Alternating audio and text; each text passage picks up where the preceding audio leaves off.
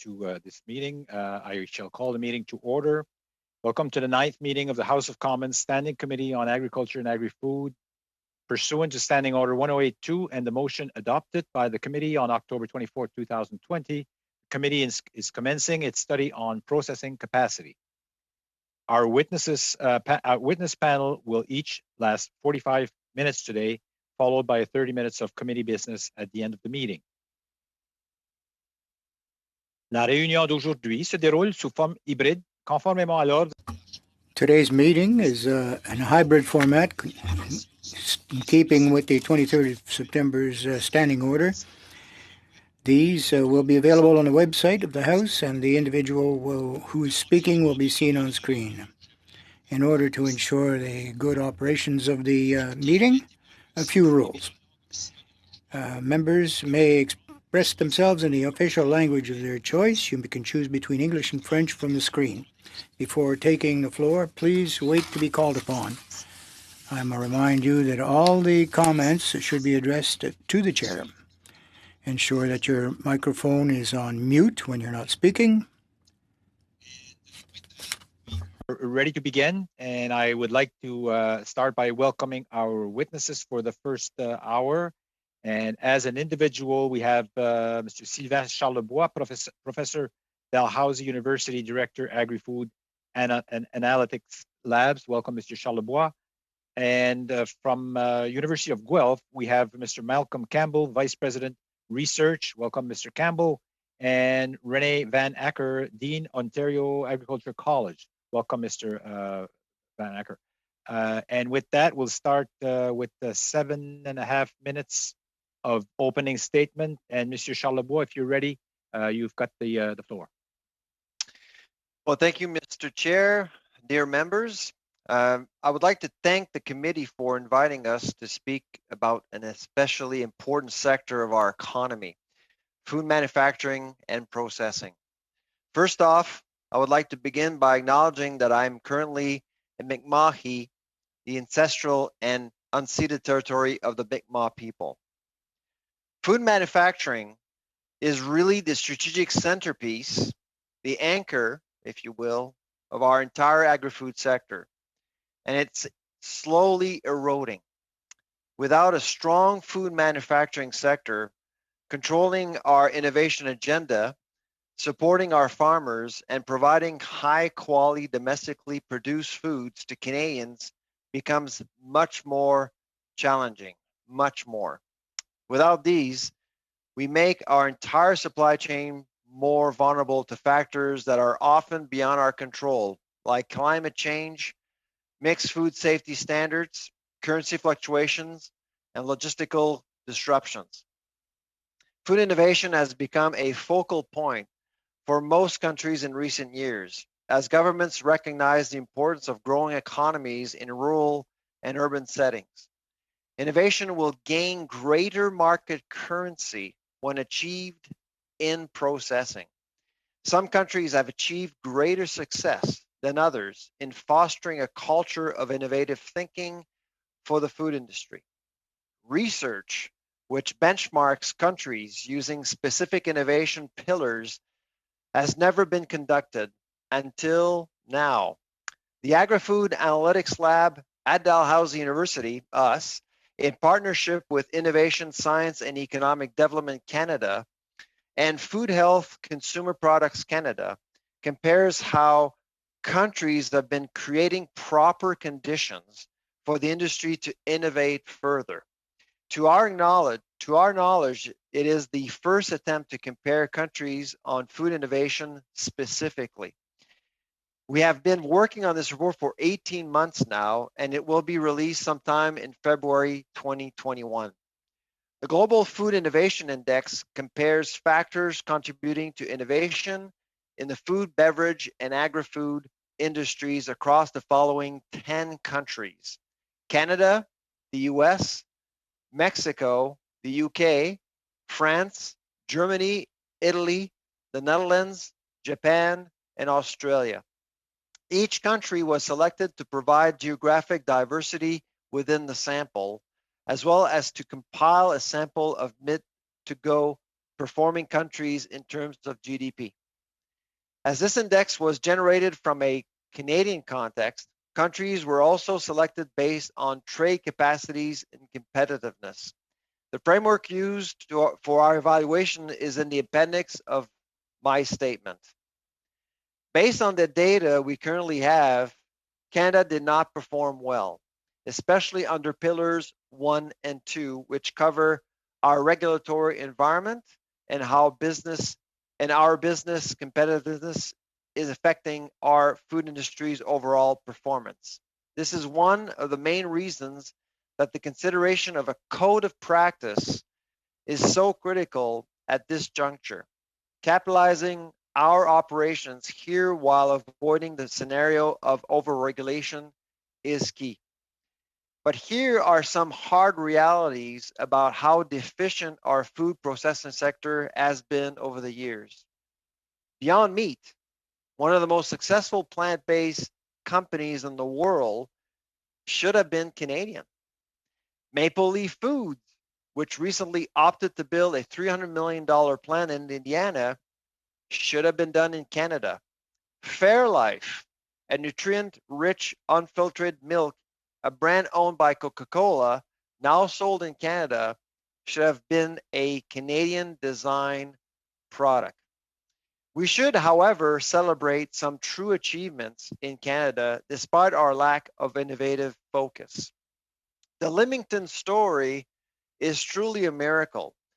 The recent Kraft Heinz, Corona, and Stella Artois announcements are also very positive steps. The greatest and most effective food supercluster we currently have in Canada, which generates an abundance of innovation, is actually called President's Choice. But it is a closed innovation system, not open. Proteins Industries Canada is one of Canada's best open innovation systems we have right now. And to replicate such a model for other commodities is worthy of consideration. Over the past decade, nearly 4,000 food processing plants have been established in the United States, compared to only 20 in Canada. In addition, 83% of new branded products launched in Canada were neither designed nor manufactured in Canada. This lack of innovation is deeply rooted in our inability to think creatively and generate intellectual property for this critical sector, the agri-food sector. Human capital is also an issue. The sector currently has 28,000 job vacancies.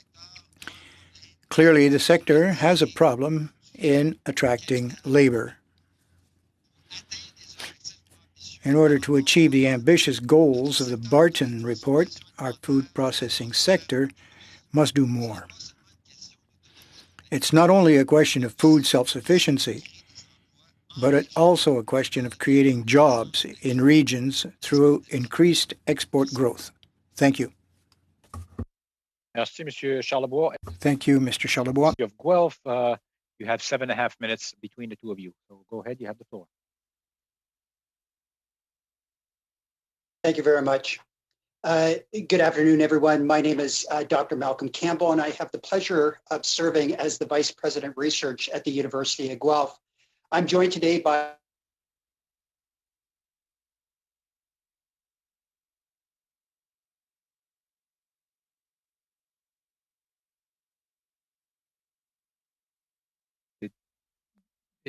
I'm not hearing anything. Did his camera Not freeze? either. Can we check that out? Clerk?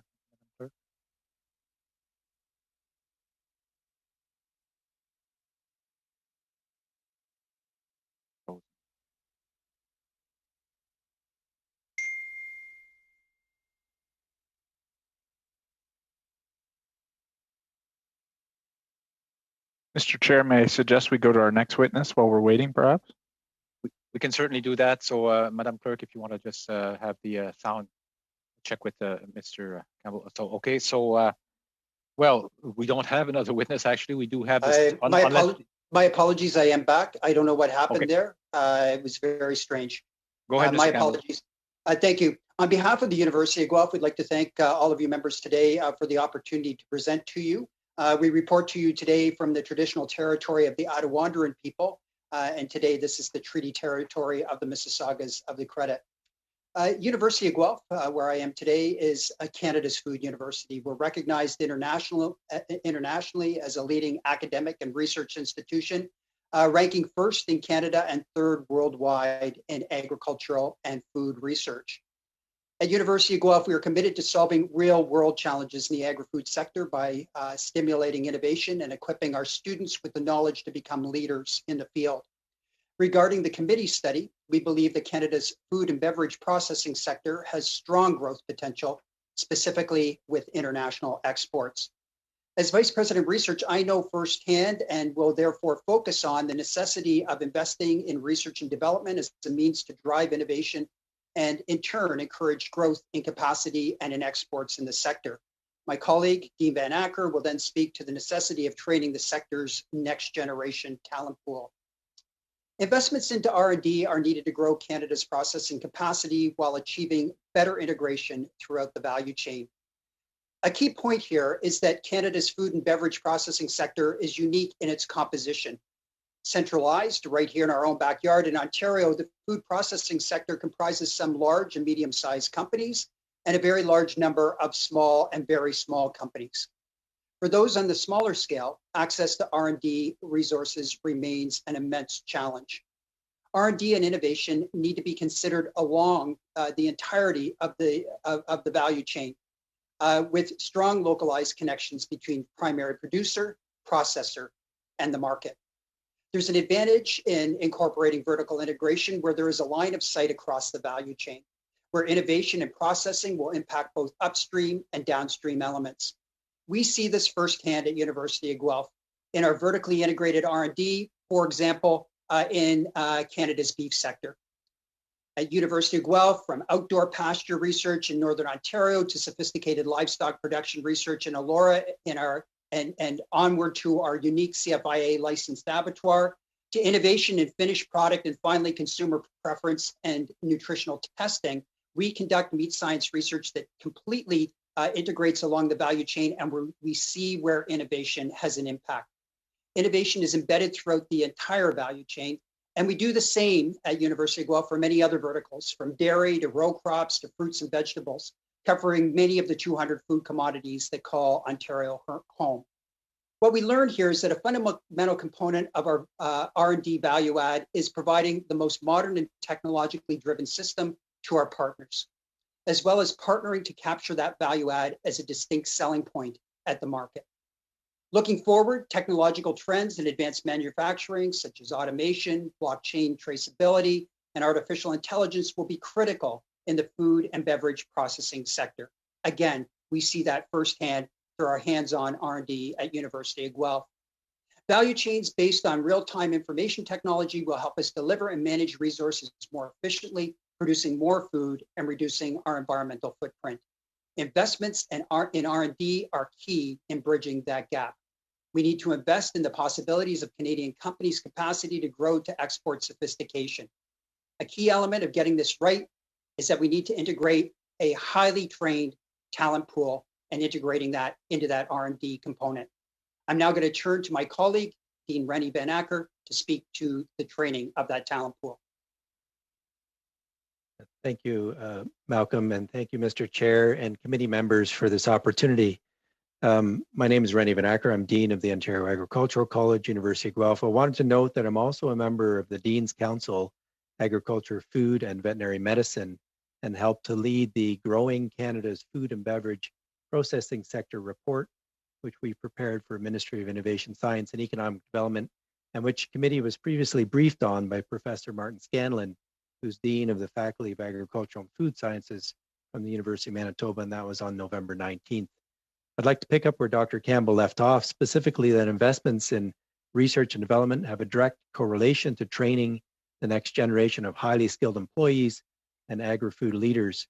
Investments in university agri-food research including infrastructure, become investments in our capacity to teach and train highly qualified students through hands-on learning with real-world equipment and world-leading facilities, creating the future and working to grow Canada's agri-food sector hand in hand with food company partners of all sizes, including small and very small food companies.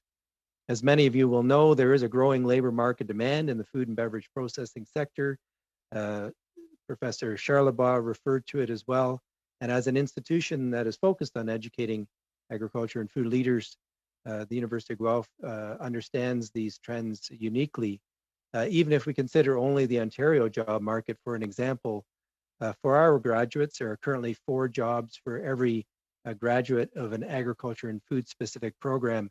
And this number has grown from 3 to 1 in 2012.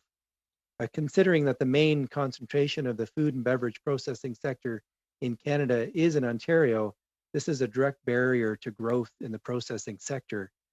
Access to highly skilled talent is essential for the industry to grow their productivity and support innovation and trade, and to grow in the sophistication required to be export leaders. We need these highly qualified professionals across the value chain from fork to field.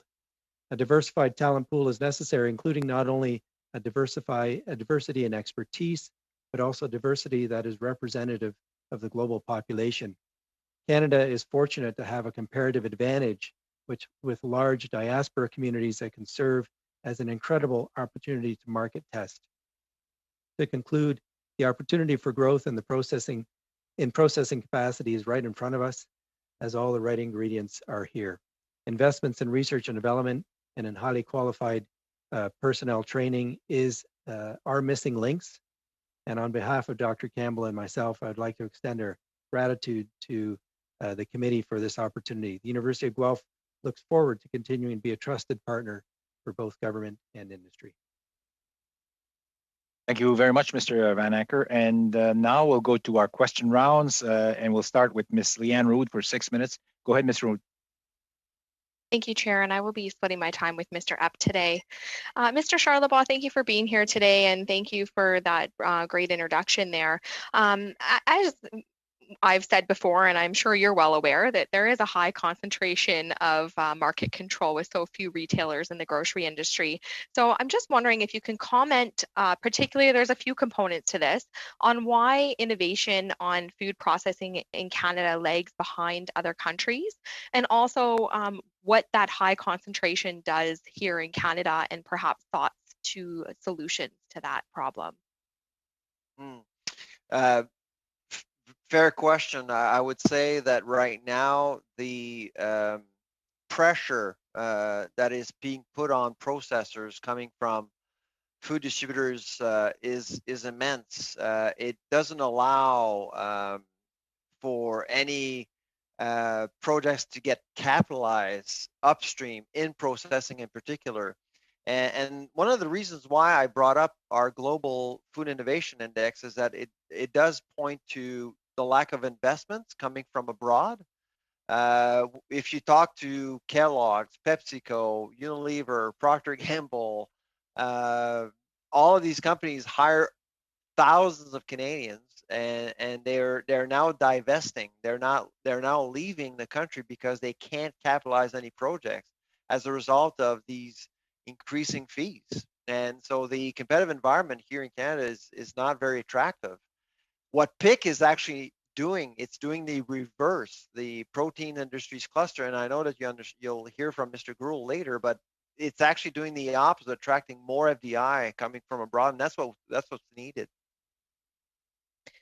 And so with so few retailers, we're often not seeing very many independent grocery retailers anymore. And I know you've commented before publicly on the need for provinces or the government to move forward on something, whether it's the Competition Bureau or a grocery code of conduct. So I'm just wondering what your thoughts are on that and how that would help stop the supply chain bullying of grocery stores in Canada on suppliers and farmers, and how it would help the general public diminish the cost of their groceries and make their grocery bills not go up. Well, some of the work done by Parliament is noteworthy because we now have a committee looking at this issue. It was created on Friday, and it will be co-chaired by both the Minister of Agriculture at the federal level and the Minister of Agriculture from the province of Quebec. And so this is a step in the right direction to explore this issue. I think it is time to consider the implementation of a code of conduct. I'm not entirely convinced it can work in Canada, because I've always said to CPG companies or processors, be careful what you wish for, because if it's not well designed, if it's ill designed, you could actually encourage this oligopolistic group to purchase food elsewhere outside of Canada. So we have to be very, very careful. So I was very, very pleased to hear that there's a committee at the federal level looking into this matter. Great, thank you. And I'll pass my time over to Mr. Epp. Thank you. I'll jump right in. Again, to Mr. Charlebois, 50% of Canada's raw food, products are exported. And so by extension, unless my thinking is wrong, that makes them relatively competitive, particularly since some of those raw products are then re-imported in their processed or manufactured forms. Of course, the example I'm most familiar with is cucumbers here in Southern Ontario, where we actually now grow more after all of our picklers closed, and they're all being exported to the US and then brought back in. So you mentioned 4 pillar impediments to processing: climate change, and I'm sorry I missed the second one, currency fluctuations, and logistical problems. Climate change would affect our raw production, so let's take that one off the table at the moment. So can you comment in priority of those other 3? Where is it? Or is it very much the simple fact that there isn't enough margin in it for our processors and manufacturers because of the retailer concentration? It really depends what commodity you're looking at. I am of the mind that we need to think about control environment agriculture systems much more so. If you think about food autonomy, a lot of provinces are moving in that direction. Kraft Heinz, this is a good example of some of the things that we may not be doing right in Canada, is that Kraft Heinz just announced that it was building a new plant in Montreal. The Quebec taxpayers are providing a $2 million loan guaranteed by taxpayers in Quebec, but all the tomatoes will be processed in Montreal will be coming from the United States. Farmers gain nothing out of this, and there is a promise on the table stating that tomatoes will be coming from Quebec, but I don't see how it can be done at this point. And so when we think about supporting processing, we have to adopt a value chains approach. And there's nothing wrong, by the way, by exporting. Actually, I think the Barton report encourages us to think about exports, because if we want to make our food affordable, safe, and of high quality for Canadians, we cannot pretend that we can do that by just thinking about feeding 38 million people. We have way more to offer. Why not actually profit from exports by making sure that our food is affordable and safe for Canadians as well? Thank you, Mr. Charlebois. Thank you, Mr. Epp. And now, Mr. Drouin for 6 minutes. Merci. Go ahead. Je vais partager. Thank you. I'd like to share my time with my honorable friend, Mr. Lewis. Mr. Charlebois, I want to make sure that I understood you clearly. You talked about Fairlife. Is that a brand that Canada does not belong to? Because I know they have a plant in Peterborough. It's a trademark. Well, yes, if you want to refer to the Peterborough plant, Fairlife, to my mind, was an opportunity lost by producers here in Canada. I don't know why we need a plant and a facility from an American company to remind us that we have a market opportunity in Canada. We should have developed the product ourselves long ago. Well, thank you for that. I'd love to hear about the issue of access to labor, and we've been hearing whether it's major slaughtering capacity in Canada, they're operating at a 60% capacity because they simply don't have access to labor. And how does that tie into automation? And we've heard whether it's CME putting out a report in any manufacturing capacity, Canada is somewhat behind in terms of automation, and this is also true in the food industry. I'd just love to hear what types of innovation and barriers that you're hearing from industry, and what the government of Canada could potentially do. I'll take a shot at. I'll take it. I'll answer. I'll attempt to answer that if that's okay. I think that's a great question. I think certainly the COVID situation has highlighted the labor issue in the agriculture and food sector, and has pushed for an accelerated consideration of automation. What's missing then is what have we been doing in terms of our R&D leading to innovations for automation, and the short answer is not much. And we have tremendous capacity in this country to do that sort of innovation, but we haven't been investing in that sort of innovation, and that includes maybe a need to go back to the future, and by that I mean agricultural engineering. Engineering at my university used to be in my college. It hasn't been in my college since the 70s, but we are now working more closely with our engineering school, and including engineering schools nearby, around possibilities of innovation in areas like agricultural automation, for example.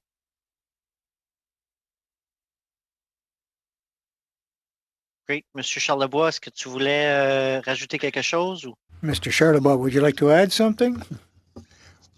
Well, yes. Well, I think overall, generally speaking, there is some unease philosophically with the use of automation, or to completely automate, I should say, the industry. We have to give credence and priority to the human factor. We have to involve people in agriculture. I think it's absolutely necessary. But the risk we run is that the jobs that would be created, there might be just as many, but they might be better paid because they're skill-based, and they will be a fairly stiff learning curve. We always talk about low wages in this time of COVID. It's not always the case, but generally speaking, we have to acknowledge that we have to use robotics and artificial intelligence, and to do that, we have to have more highly skilled individuals, or differently skilled. Thank you. Tim? Thank you to my colleague, and thank you to the witnesses for being here. I'm going to follow your lead and say that I'm calling in from the traditional territory of the Anishinaabe, Haudenosaunee, and neutral people, just down the road from the University of Guelph. So I might stick on to the point of labor and talk about maybe Mr. Van Acker, if you can elaborate. We talked about training the next generation. And you mentioned that there are about 4 jobs for every graduate. I know the University of Guelph well because, well, my son attends there, so I'm a proud parent of a Griffin. But can you elaborate on what we can do, some best practices, how we can make sure that people are coming out of universities highly trained in agriculture and processing, and how we can help them get into the workforce when we seem to be short labor, and then yet we've got next generation highly trained and ready to go to work. I'd love to hear more. Yeah, thank you very much.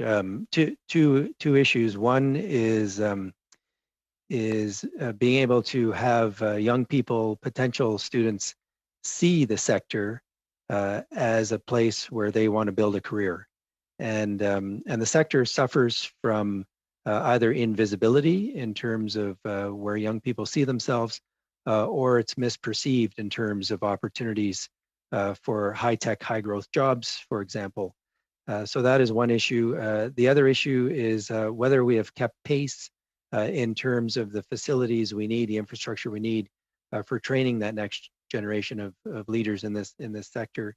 And I know you would have heard from Professor Scanlon that we have a legacy of aging infrastructure at Canada's leading agriculture and food universities, which do that teaching and training for those students who then create the future of this sector. So those are the 2 key challenges that we face in that regard. Thank you. That's all the time I have, but I appreciate it. Thank you, Mr. Lewis. Thank you, Mr. Van Acker. Now, Monsieur Perron, allez-y pour 6 minutes. Allez-y, Monsieur Perron. Mr. Perron, you have 6 minutes. Yes, good afternoon to all, and thanks to the witness for their presentation. Very enlightening. I'd like to begin with Mr. Charlevoix. You spoke about a lack of innovation. Recently, we heard from Mr. Gascon from Dove, Quebec, who basically said the same thing. If our agri-food sector doesn't take on artificial intelligence or robotics, we're done for. I think you seem to agree with him. You're appearing before a committee that's going to be drafting a report and table it to government with recommendations. What recommendation would you make that the government might accept and act on as of tomorrow, let's say? Access to capital. Quite simply, I mentioned earlier in my comments that the sector has 28,000 vacant jobs. That's huge. The sector does not have a very good reputation, particularly since the onset of COVID. The happenings in COVID, where they had to, Cargill, where they had to shut down for a couple of weeks. Reputation is a little bit tarnished. And in the regions, they're using buses to shuttle the workforce. And this is why COVID became such a big problem. We're talking about a business, an enterprise, and yet it's outside of the center. We have to create jobs where the producers are. And I think that that's an important part of it. But to do that, we need money. We need capital. We have to invest in infrastructure. Whether it's federal or provincial, it has to find ways to allow access to capital. So otherwise, we won't get ahead. Okay, to follow up on that question, I'll ask you a related question. The committee is really wondering how we might provide more diversification, more regionalization, more devolution of processing, creating jobs in the regions. We're very dependent of large processing facilities, but wouldn't it be better if we had smaller plants taking full advantage of mechanization and AI? What do you think of that as a notion?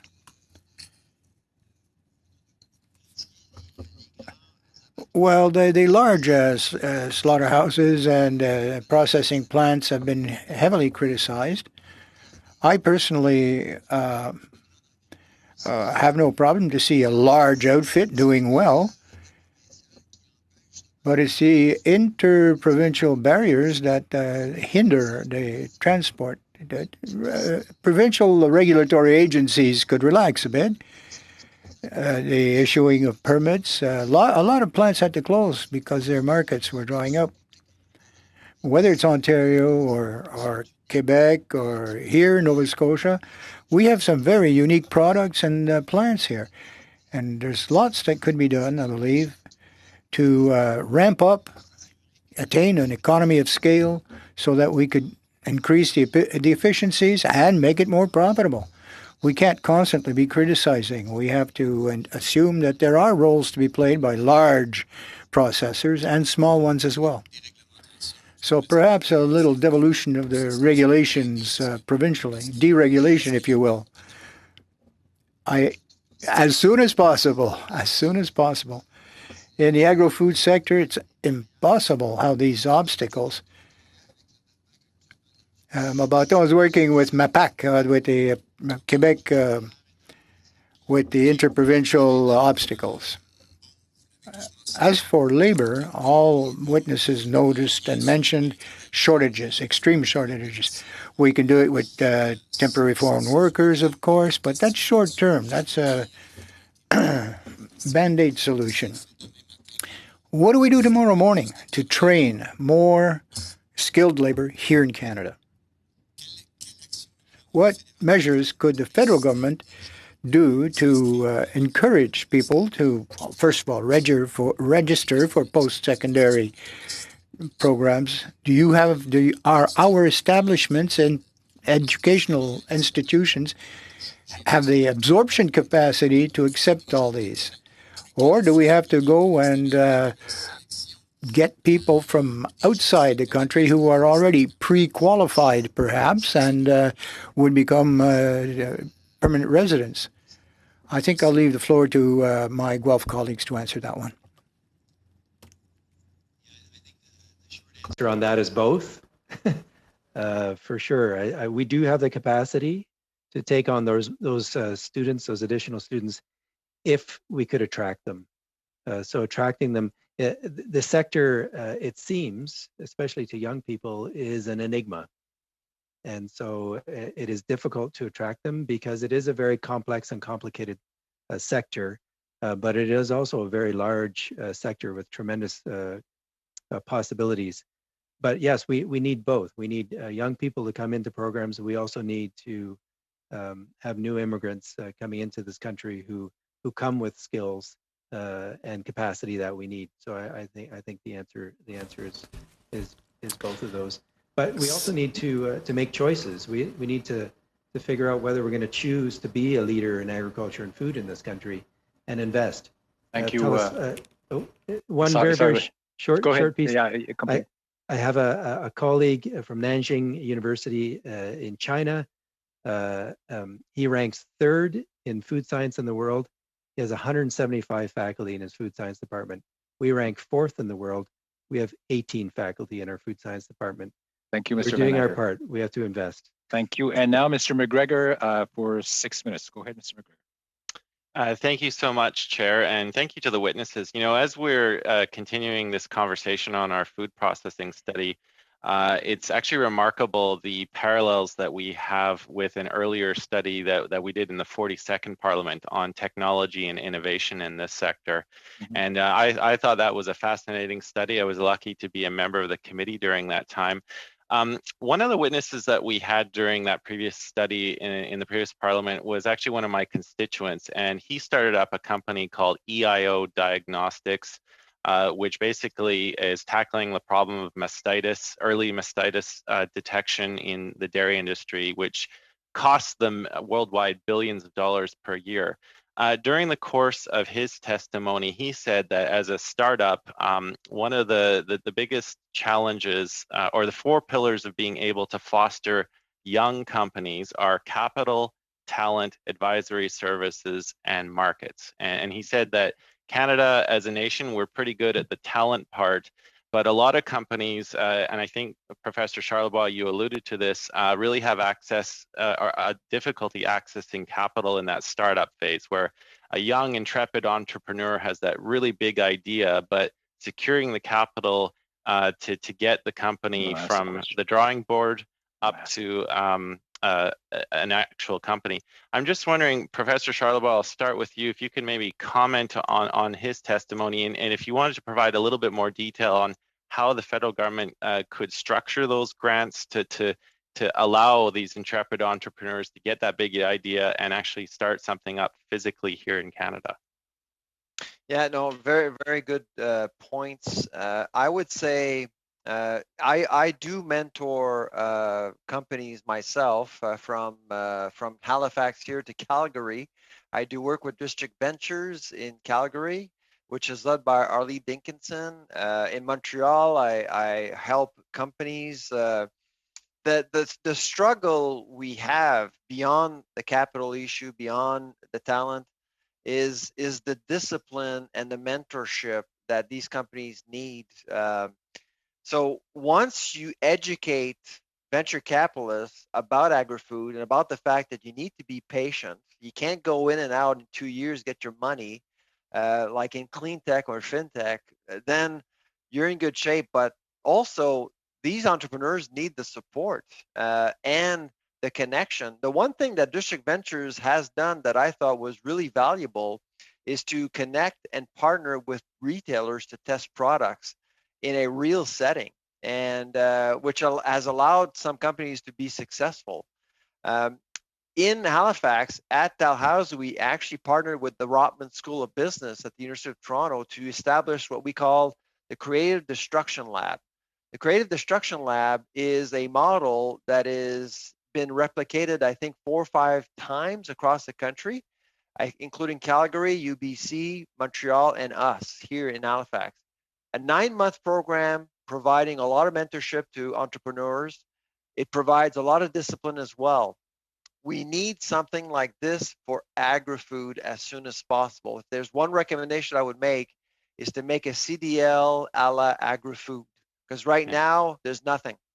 Okay, thank you. And maybe Dr. Campbell and Dr. Van Acker, I'll turn to you just for your comments. But you know, we also got to tour the University of Guelph, fantastic facility, amazing the research you've got going on there. And you know, we also made it out to Saskatoon to look at the Saskatchewan Food Industry Development Center. Just anything you want to comment on that you would ultimately really love to see as a recommendation in our report.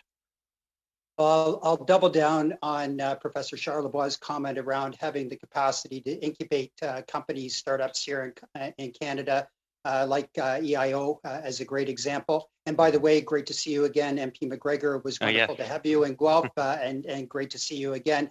I think when one takes a look at the investment opportunities in startups in Canada, actually, even during COVID, we've seen an increase in venture cap going into startup companies across the country. And we've also seen significant federal investments in that regard. I know that Cheryl Gromwich has already talked to this particular committee, and she spoke explicitly to the investments that ISET has made under the SIFT program as but one example. And similarly, the regional development offices such as FedDev here in Ontario have been making investments in those companies to mobilize them. As Professor Charlebois has said, and I would reiterate, the challenge is making sure that those investments are in companies that are relevant to this particular sector, to the agri-food sector, and more specifically to food processing. I think there are clearly opportunities there. There does seem to be an instance where, as I often describe it, everybody and their grandmother has a recipe that's lived in their family for years and years, and they want to start a company on the basis of that. And they have challenges of pulling that together into a venture that's actually going to gain mileage, gain traction, and have a long life.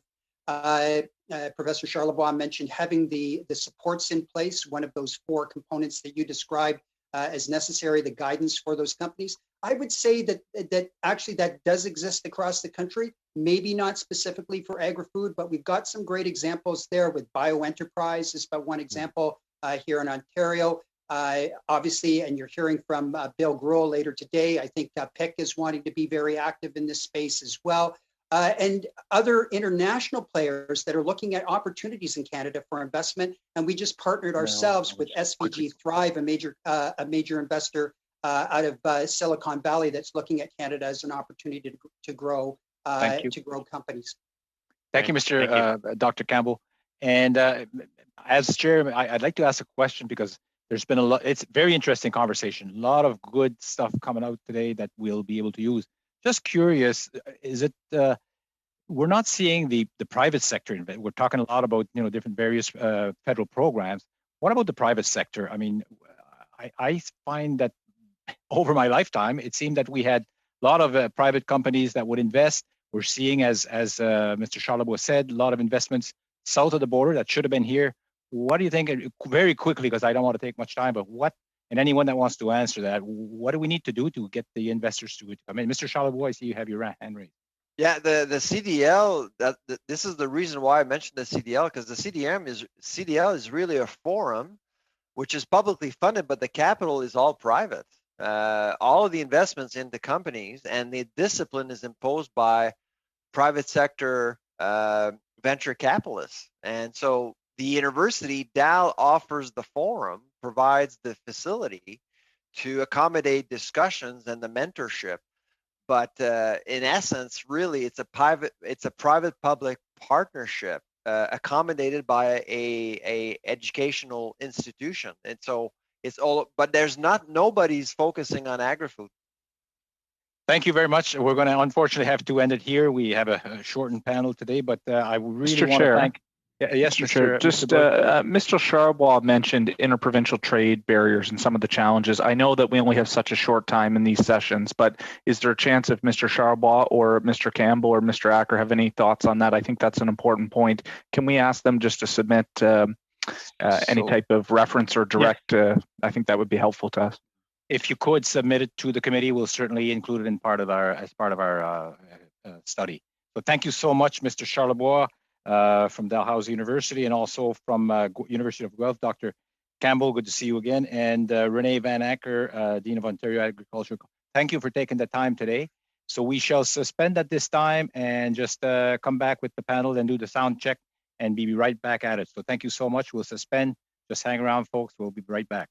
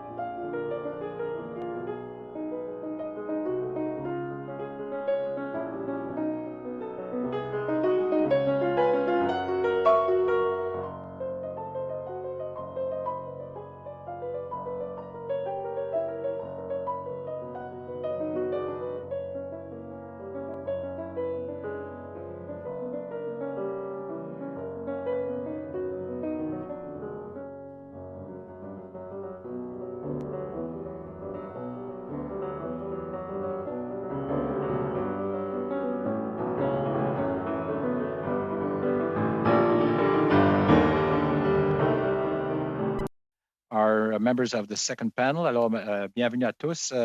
Madame Fernande Ouellette avec le... Welcome to all. Madame Ouellette with Le Petit Abattoir. William Gruel, Chief Executive Officer. Et on va commencer avec Madame Ouellette.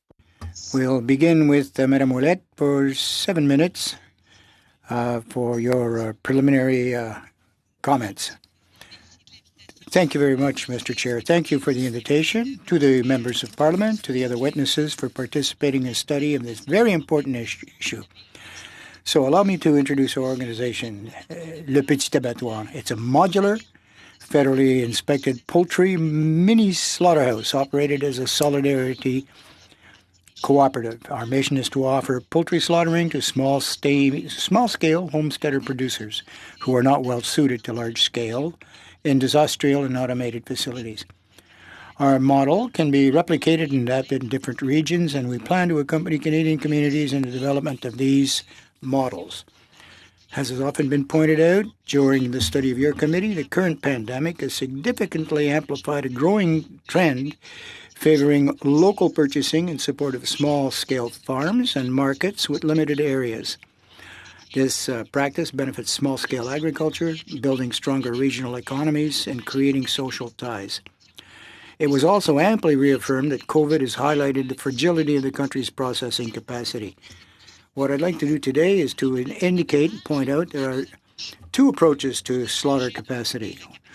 We can look at the processing capacity and overall head count basis to determine the sufficiency or capacity to process the livestock produced for markets. This approach depends on a concentration of infrastructure. Further concentration of further facilities would address the problem.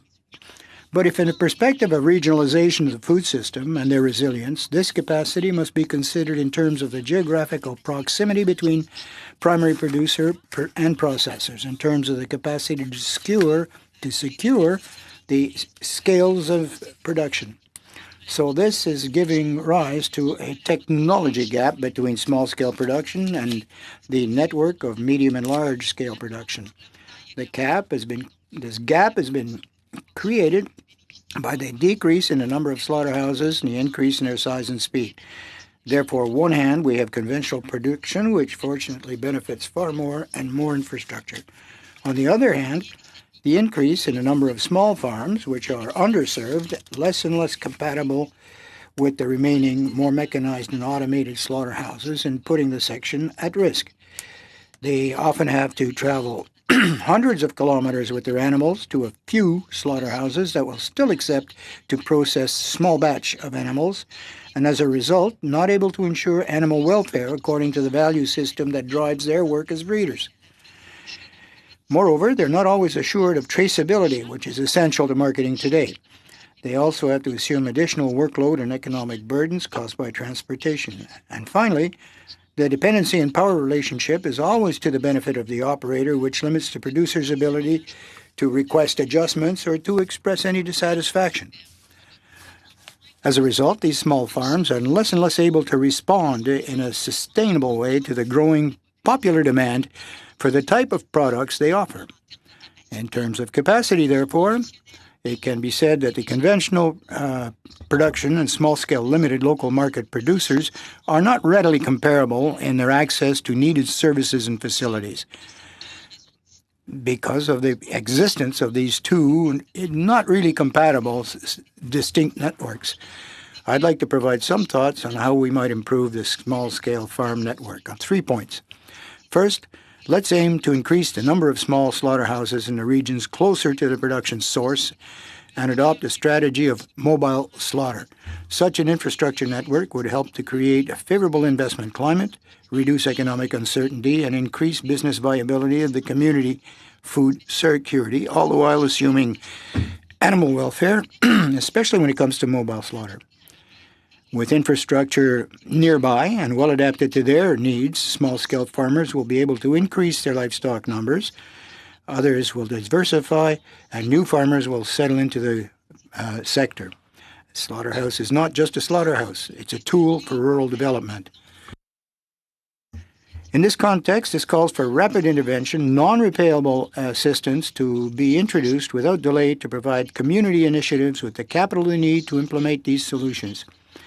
There is knowledge, energy, and will and solidarity at the community level that must be invested in, and the only thing missing is financial resources. Many opportunities will be wasted if we do not capitalize on the strengths of the community, motivated by need, which itself is a guarantee of success. During your committee hearings, the issue of heavy regulation was often raised. Personally, I would rather point out that the organizational culture that prevails in many departments, where too often cling to the means rather than the result. The unique thing about small-scale facilities is not that they are looking for ways to get out of compliance, but rather how to meet the standards within their own means, which often means limited in conventional facilities. Rethinking one-size-fits-all by allowing the means to be tailored to the goal is the same for everyone, regardless of the style. Well, fortunately, there's a lot of very competent, open-minded human beings within each of these respective departments and respectful attitude that allows for innovation with confidence. So within the departments, that should become the watchword so stakeholders can create and seize opportunities. In the European example, for example, we get quite an inspiration. It removes barriers to entry by letting animal welfare organizations and farmers work together hand in hand to establish on-farm slaughter procedures that are safe from a health perspective and certified the facility rather than the carcass. Similarly, in the U.S., micro-slaughterhouses are experiencing unprecedented growth, especially since the onset of the pandemic, and are receiving technical and financial support in their implementation.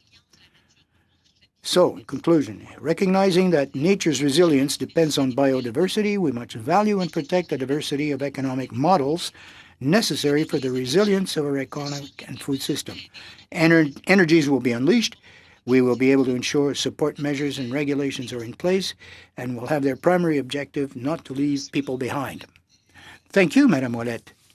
Minister of Canada, Mr. William Gruel, for 7.5 minutes. Go ahead, Mr. Gruel. Good. Thank you and good afternoon. My name is Bill Gruel. I'm CEO of Protein Industries Canada. I'm joining you today from Regina, so I'd like to take a second to acknowledge that I'm on Treaty 4 territory, the original land of the Cree, Ojibwe, Saulteaux, Dakota, Nakota, Lakota, and homeland of the Métis Nation. Protein Industries Canada is one of Canada's 5 innovation superclusters, and we were created because Canada has the potential to be a leader in the production of plant protein ingredients and food. We were created to capture more value here at home and create significant economic benefit for Canadians. We will do that by increasing ingredient and food processing capacity in Canada.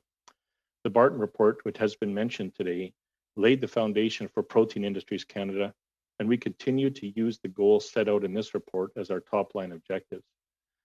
To date, we have over 240 members from coast to coast. Along with our private industry partners, we have invested well over $300 million into Canada's agri-food sector, with a large portion of that directly supporting ingredient and food processing activities. Agriculture is a Canadian success story. We are known worldwide as a supplier of high-quality cereals, pulses, and oilseed crops. And through the hard work of our farmers, ranchers, researchers, processors, and many other important links in the value chain, agriculture and food, including food and beverage manufacturing, contributes upwards of $112 billion to our GDP and employs more than 2.3 million Canadians. Our success is understandable. We have the 3rd most arable land per capita in the world with some of the best growing conditions. We have proven to be resilient and dedicated, adopting new technologies to increase production while sequestering carbon in our soils. Yet for everything we have to be proud of, we also still have much work to do. We are only the 11th largest global agri-food economy, and I would argue that we should be much higher. We continue to be commodity focused, making us vulnerable to trade disruptions like we have witnessed with canola sales to China and our pulse trade with India. And we are lagging in science and innovation expenditures relative to many other nations. The reality is we have a lot of land and resources, but we are not a large enough global agri-food sector. We have room to grow. There is one way we can overcome these challenges, to create more opportunities for Canada and for our people, and that's to increase ingredient and food processing here at home, to add more value to raw commodities in Canada. Increasing ingredient and food processing capacity in Canada is critical to our economic recovery and future growth. By increasing Canada's processing capacity, we will secure a safe supply of healthy, sustainable foods for Canadians and for our partners around the globe. We will insulate ourselves against trade disruption, and we will create jobs and wealth for Canadians. The vulnerability of our agri-food supply chain became evident in the early days of COVID-19, when for the first time many Canadians experienced a shortage of staples at their grocery store shelves. Thankfully, our food system bent but did not break, and this is good news for Canadians. But we do need to take some lessons from what 2020 has handed us.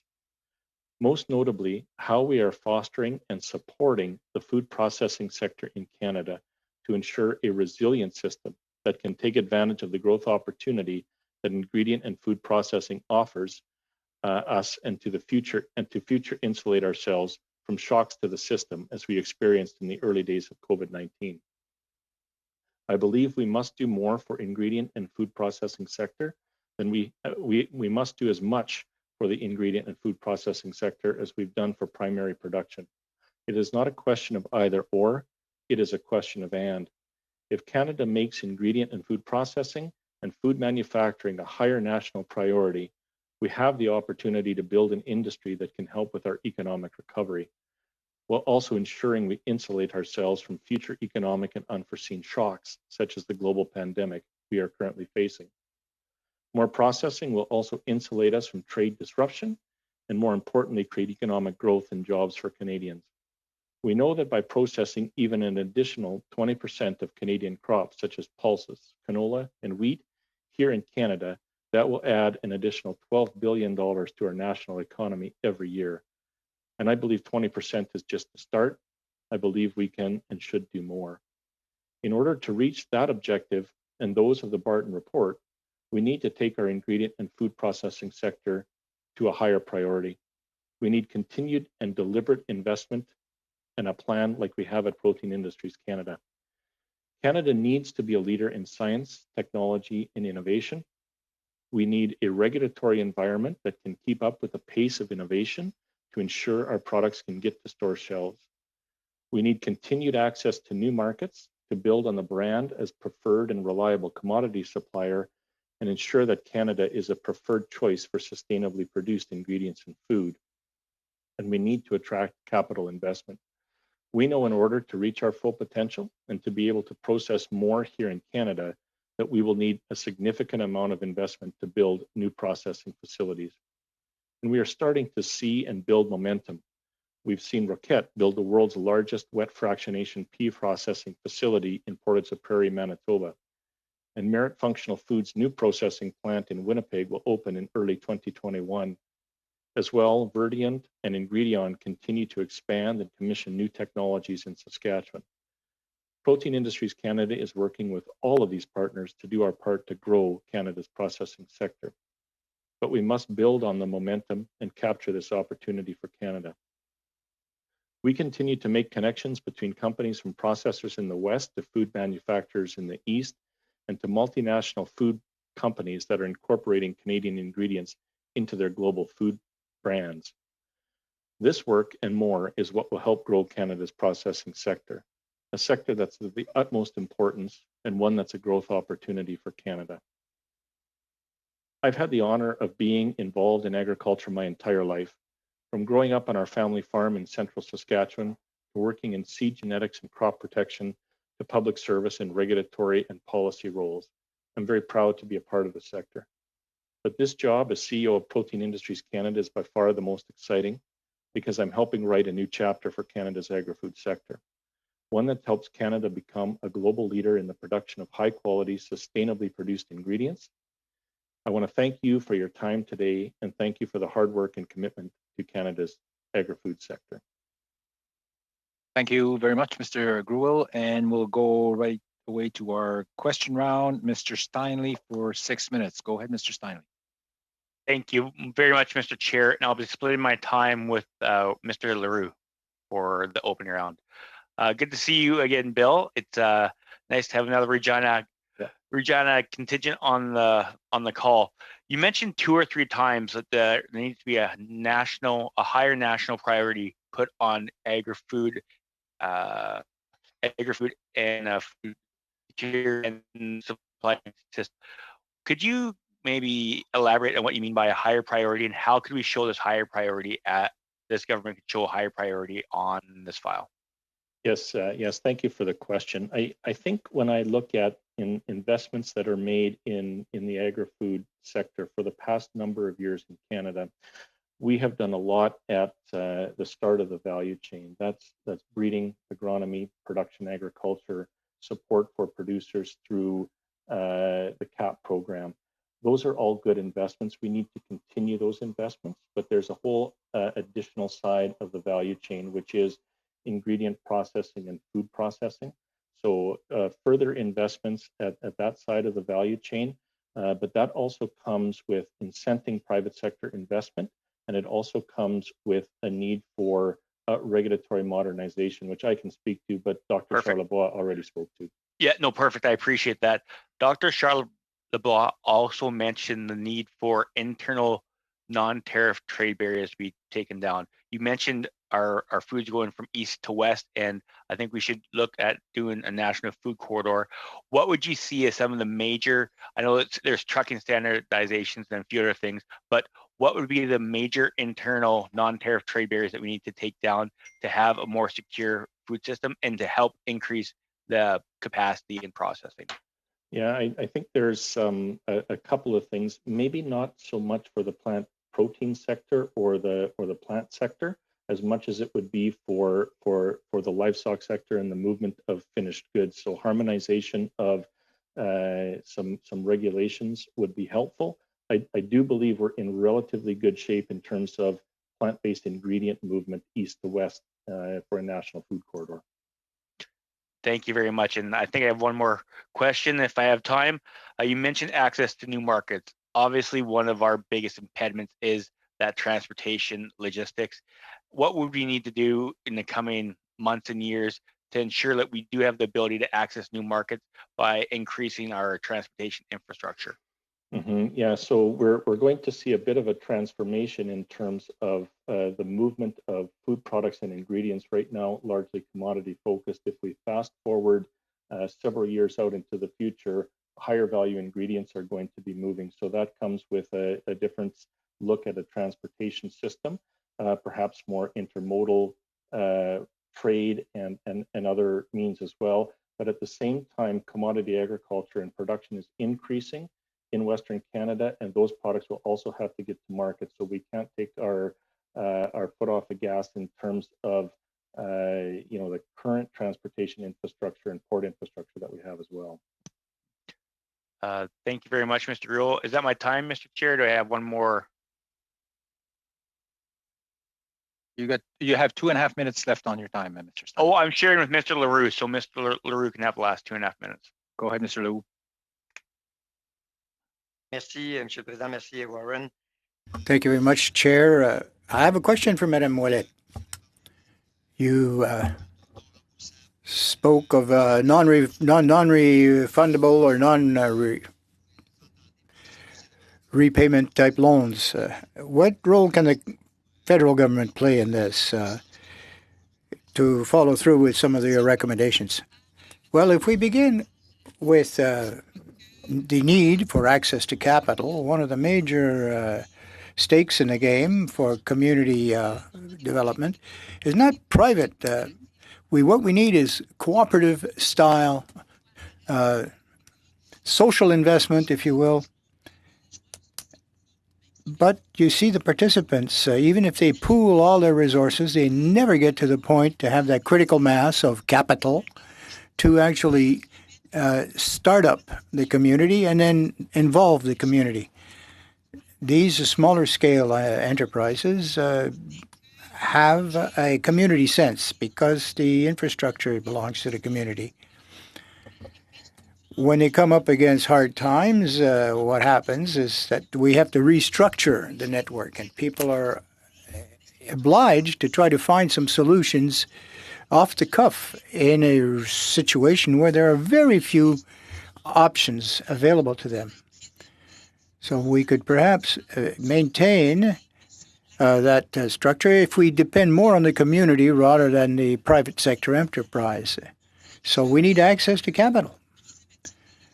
I don't want to break the piggy bank and invest in a project, and then I will then give back the infrastructure to the community. So we need a fund which would allow us to have the startup money and then go further. After that, well, regulations, of course, is a matter of attitude. People will have to look at our capacity, our competencies, and then we can satisfy the regulations from a health point. Well, I'm happy to hear that. In our smaller communities, you mentioned the idea of regionalization, of devolving it from big centers. Well, sorry, Mr. Hu, we don't have any more time. Mr. Cody Blois for 6 minutes. Thank you, Mr. Chair. I'd like to start my questions with Ms. Ouellette. Just for me to have a better understanding, she did a great job talking about the need to increase local capacity and smaller abattoirs, that's no doubt. Where is her particular organization? Is it a provincial organization? Is this a movement that she was doing in her local community to build an abattoir? I've read on La Presse some of the work that she's done around Granby area. Can she explain a little bit more about the role of what exactly she's involved in? Yeah, if you are okay with that, I will answer in French and it will be clearer for everyone. I think so. Évidemment, dans notre communauté. Well, in our community, the needs wasn't only noticed in our community. We start at home, of course, because that's where we are. But the observation that we've had is quite clear. It can be applied anywhere within Quebec, and I've spoken with other communities in other parts of the country, and they face the same issues, coast to coast to coast. We have to start thinking in terms of a network rather than a facility, a small individual solution here and there. If we had an overall strategy to say, let's go to primary causes, the absence of infrastructure or small infrastructure, we could set objectives as to capacity, slaughterhouse capacity. And we could resolve the situation by connecting with new slaughterhouses throughout the country, network. We could negotiate better prices for the equipment, the material, the infrastructure. The communities would benefit. I just don't have so much time, and I want to ask more good questions for you.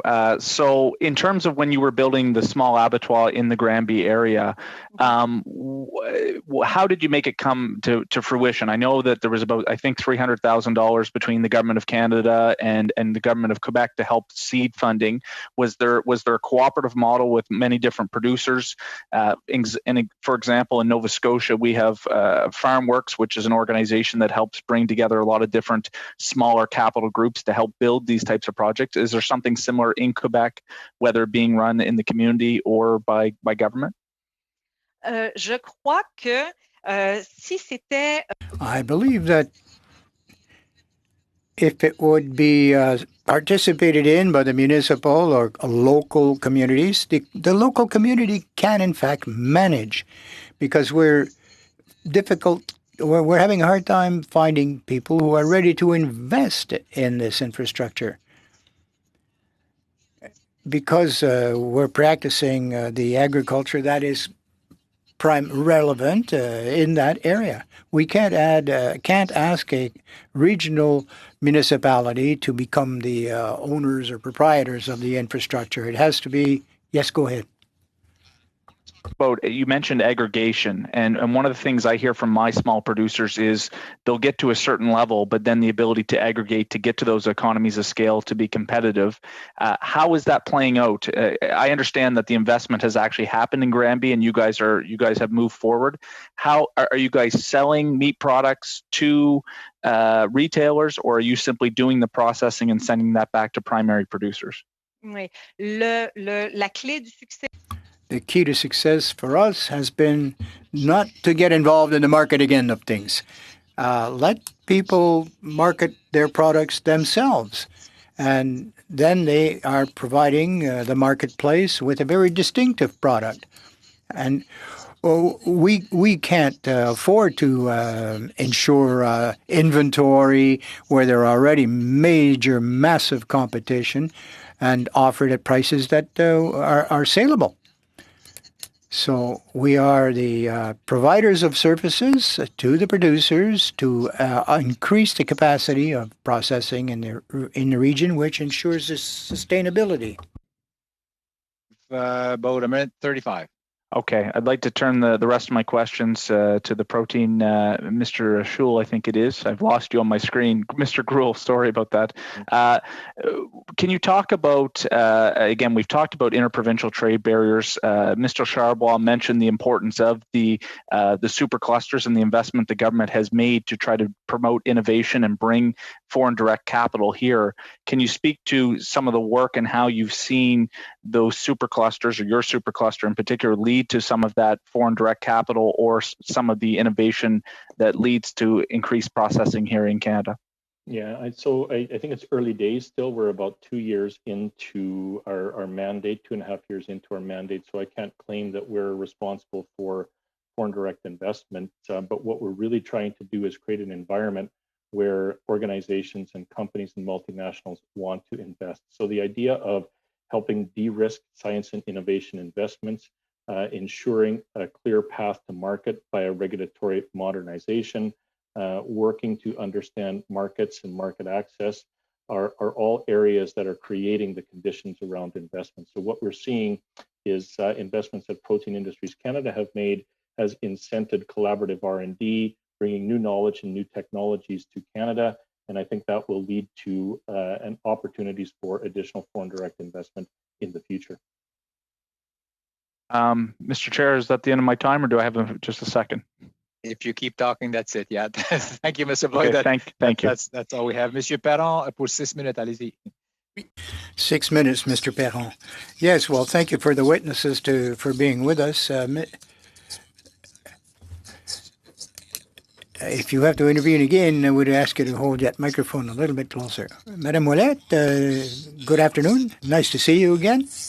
You talked about the vision, and perhaps you could share your vision with the committee. I think it's quite complementary. This network could be a good match with the larger ones, but we could increase the number of small slaughterhouses to increase capacity. Could you outline, well, your first principle, non-refundable or non-repayable assistance? I know generally you're talking about poultry, but do you think that could happen for other livestock, pork, beef? Can you talk about that? Yes, it's quite possible to do so for red meats. Currently, in Europe and in the United States, it is well underway. Mobile slaughterhouse units or micro slaughterhouses or on-farm processing. It is possible. It sounds fairly exotic here, but we're behind. We're not up to speed.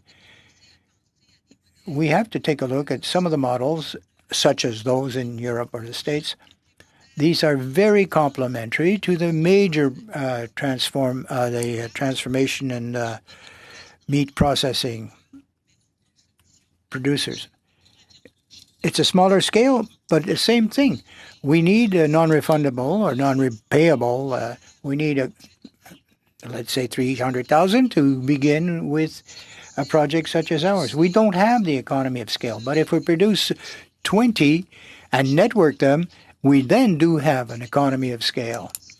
Now, if we were to authorize an agreement on the facility itself, rather than carcass by carcass, we'd get to the solutions much more quickly in setting them up in regional networks. The resources are there. You spoke of regulation a little bit earlier. You said that we're a bit behind the United States and Europe. What's so different in their regulations compared to ours? Is it because they certify the facility? Well, in France, that's the case. rather than inspecting each animal as it comes off the chain, they take a look at the whole process, the procedures, the practices in the facility, and of course the sanitary conditions, as we see in the United States. They have the right to go into business rather than to leave it for at home or on farm use. They're even allowed to sell to restaurants. If they want to go retail, they can do it, even though it's on a small scale. We trust their common sense that they're not going to kill off their clients. Good point. Now, you spoke of traceability as well.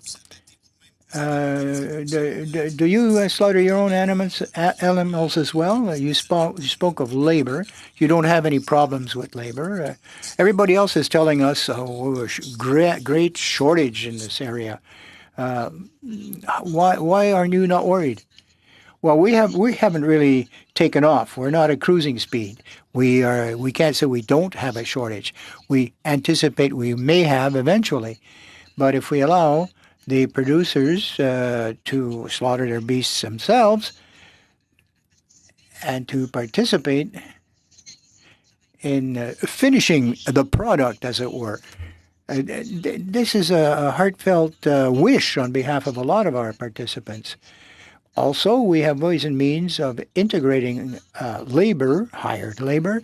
We're starting with Brome-Missisquoi, which is they have a school, an agricultural school, dealing with butchery and kill plants. They could come and do training in our installations. So we would have the support, an incoming flow of labor, semi-trained, if you will, but with each graduating class. This would facilitate the labor problems which are traditionally found in this area. In France, they're collectives. It's the producers themselves. A regulatory point of view, you have a federally inspected plant. Not yet. We haven't built it yet, but we certainly will obtain it. Doable, feasible to have a small, modest infrastructure with a federal certification, therefore avoiding all sorts of interprovincial differences. No obstacles from that point of view. You won't have that problem. That's correct. That's correct. Now, as you said, marketing, leave it to the producers. That's what you said. Absolutely. Most of them don't want to be managed by another third party. They want to continue maintaining this direct contact they have with their clients. And we can't deprive them of that. It's one of their strengths. In order to sort of saturate the Canadian or Quebecois market with all of these, how many would you need in 30 seconds or less? Quickly, please. Well, we have to envision that with about a uniform distribution with perhaps 12 or so facilities in Quebec. Thank you very much. Thank you, Mr. McGregor. You have the floor, 6 minutes. Thank you, Chair. Madam Willett, maybe I'll continue with you. I'm very intrigued by the projects that you've brought to the attention of the committee, and I'll tell you why. I personally, I have a small farming property. We raise chickens. My riding is here on Vancouver Island, and we have had the same struggles trying to find processing capacity. Now, we're very lucky here in the Cowichan Valley. We do have island poultry. They have expanded their operations, but it's almost like when you expand a highway, more cars come. And so they have actually had more customers come as a result of their expansion. And, you know, last year we were forced to take an hour-and-a-half drive with our chickens to find that slaughtering capacity. And I think your testimony also, it closely parallels with what we heard from our previous committee's meeting from Judy Stafford of the Couch and Green Community, who's looking for those kinds of funds to establish a commercial kitchen. So I think what you're proposing here is absolutely applicable to many rural areas in Canada. That's why I'm very intrigued about it. I guess, you've already answered a lot of the questions. So maybe, can you just maybe give us like, what's the ballpark figure of the cost involved with converting one of those sea containers or a mobile trailer to get it up to the standards that are necessary for it to be approved as a licensed facility? Oui. En fait, ce qu'on Well, what we found very surprising in our project is we didn't meet major differences between a federally certified facility or a provincial certified facility in terms of cost. We thought it would be more expensive with one rather than the other. But if you aim right away for federal certification, the costs are about the same as under provincial certification. But that's not where the real difference is. What we found really interesting, what we understood and learned from this, was that the major challenge that small provincial slaughterhouses face is to when they want to ramp up and meet the criteria federally, they already are in facilities that have to be adapted to specific criteria. So it's a higher barrier. It's easier to start by just meeting the criteria, the federal registration. Then we can get to economies of scale. I think right now it costs too much for what it is once we've faced all the technical challenges, but once we can start networking and everything is the same, we'll build 20 all at once, and then we can have them located on a broader geographic scale, reducing the problems of access and removing the costs involved. So to those costs, when you look at the availability of federal funding programs as they currently exist, like one that comes to mind is the Local Food Infrastructure Fund. Any feedback on that, or any improvements we can make to it? I guess I'm just looking for something concrete that we as a committee could maybe include in our report when we table it in the House of Commons. Oui. En fait, Yes, well, thank you very much for the question. It's a very important point. When we receive subsidies or support, there's a certain proportionality involved. The amount of assistance received cannot go beyond a certain percentage of the cost of the project, and we have to provide, we have to make up the difference. And that's the problem we have right now. If we have federal assistance, it should be considered seed money, not to be repaid necessarily. And then we can ask for further subsidies or grants on top of the seed money. Otherwise, it's always on a formula basis, and we can never match the money. So much. And then maybe for my final minute and a half, Mr. Grewal, I'll turn to you. You've already covered a lot of ground, both in your opening statement and in the questions. In our previous panel, there was some talk about, the advisory services that are provided to startups, and I know PIC is involved in that because you're sort of helping a company realize its big idea into a marketable idea. Can you maybe talk a little bit about the advisory services that are so important to companies in helping them get along that path, and is there anything specifically that the federal government can assist with in providing those advisory services to get that idea to market? Yeah, thanks. It's really critical because it's the top of the innovation pipeline, and so having entrepreneurs, having methods of bringing commercial ideas to market is really critical as companies grow and scale.